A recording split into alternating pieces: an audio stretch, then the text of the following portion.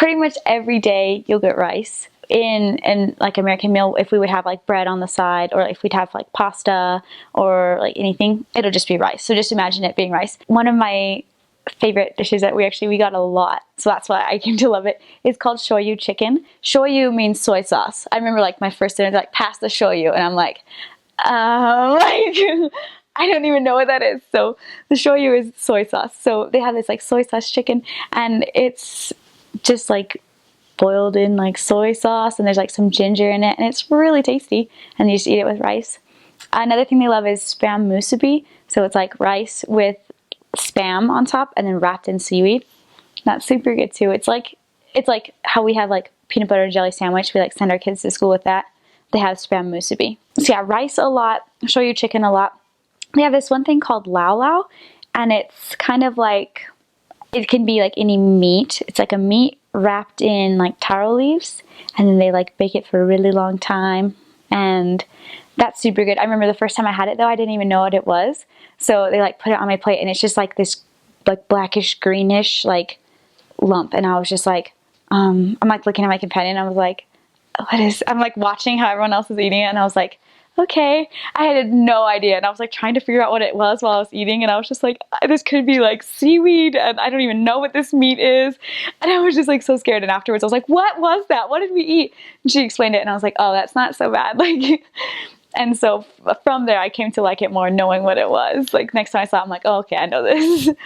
And then poi is one of the huge things there. So it's like taro, but it's like mashed up into this kind of like, so I guess taro is kind of like a potato in a way, and so poi is kind of like mashed potatoes a little bit, but it's like more, the consistency's more like syrupy maybe, and yeah, it just kind of like drips off your little spoon. But I don't really care for eating it just plain. The flavor is kind of bland, I think, and the texture is a little bit weird for me because it's just too like kind of gluey a little bit. But when you mix it in with rice and lao and stuff, it's good. Just be okay with rice. Like just learn to love it, because like we would always just joke about it, like, oh, I wonder what's for dinner tonight. Like if our day was long, we're like, okay, I wonder what's gonna be for dinner tonight.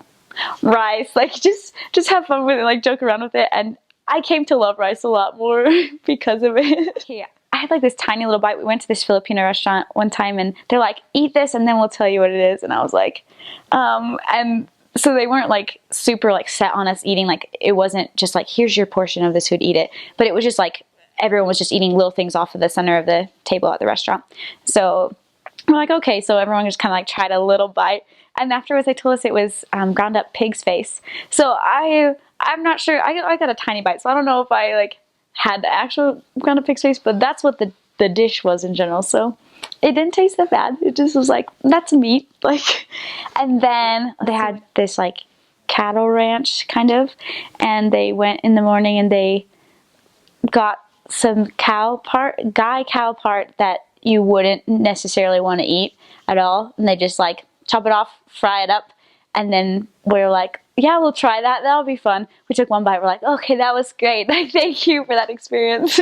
It was funny though. They weren't pressuring us to eat it. They're just like, if you want to try it, you're probably never going to get this anywhere else. But it was crazy. Talk about the food, because they're so generous. They're going to want you to leave absolutely full. And so if you're not absolutely full, and if they don't know that you're absolutely full, then you're going to need to keep eating socially. And so what I would say is just like, when you get there, just like tell them how amazing the food looks. Like as you eat it, tell them how amazing it is, because they've worked hard to prepare that. And just the food is like a big part of the culture. So like talk about that. And then if you think you're like starting to kind of get full, make sure to tell them how full that you are.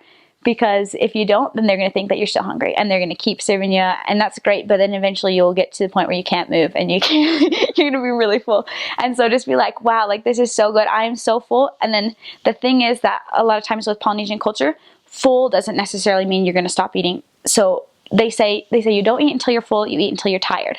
That's what they say. So you have to say like, you're tired basically. So I'd be like, oh my goodness, I'm so full, I'm gonna fall asleep. Like I just feel like I need to take a nap. And they would get it. They'd be like, oh, you're so good, like eat a little bit more.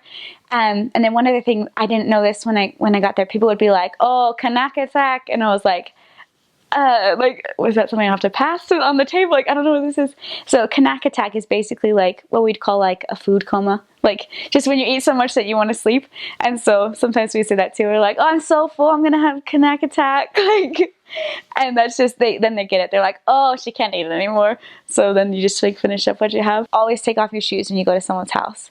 Like, that's just what you do. If they say like, come in, you just slip off your shoes and you just walk right in.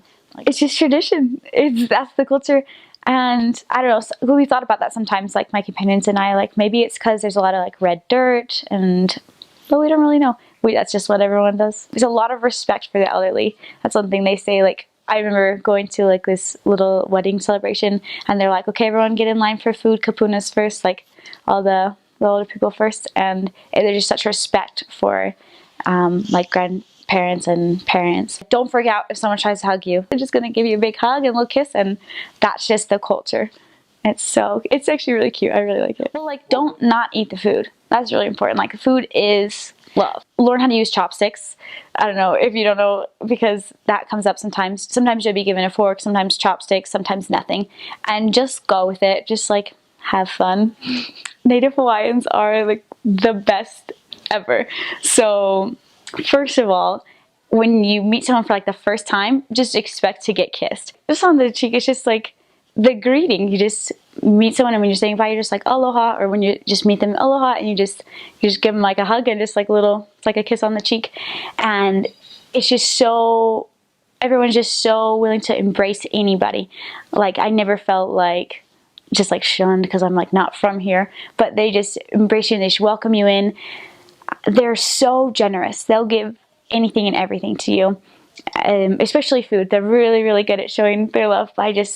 They are always so willing to give that, and so it's fun. Everything's just always a party, and I think they're focused on like family, because that's one of the big things is like ohana, like everyone is their family, and it's not just their immediate family, like you are part of their family because you're there and because they met you. And it's just so nice. They just take you in and they make you feel like your family, so it's wonderful.